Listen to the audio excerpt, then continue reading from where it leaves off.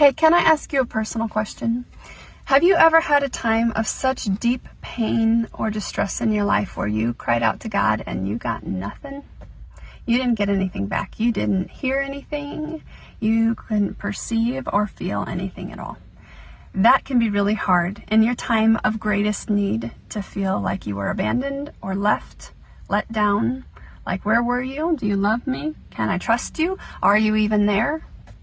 I want to share something I read with you today about one very biological reason why this can happen. Dr. Richard Lehman was a researcher in the brain, and he was the one who coined the term relational circuits for these very real biological circuits in our brain that are there to help us meet our need for connection and for relationship. And similar to visual circuits, they're kind of on or off. So when our eyes are open and we can see, we're getting in input and data and we're open to that. And when the lights are dark, it's a lot harder. Or when we close our eyes, we're not getting that input. Relational circuits can be on, where we're open to connection and receiving input, or they can be off, where we can't get anything through. And I read this. It says, the activation of trauma-based feelings of being alone and in pain can turn off our relational circuits. The sudden blackout explains why we are sometimes unable to perceive Emmanuel. That's from this book I recommend to you, Joyful Journey. But I wanted to share this instead of going into, what we can do to correct that. What stood out to me was this.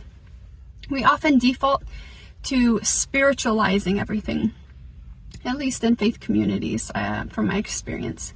And we shame people by telling them their faith is weak, or there's sin in their life, or they're too emotional, disconnecting them from their humanity. Humanity doesn't equal sin. There's flesh and there's sin. Humanness is not that. And the way God has wired us, He knows.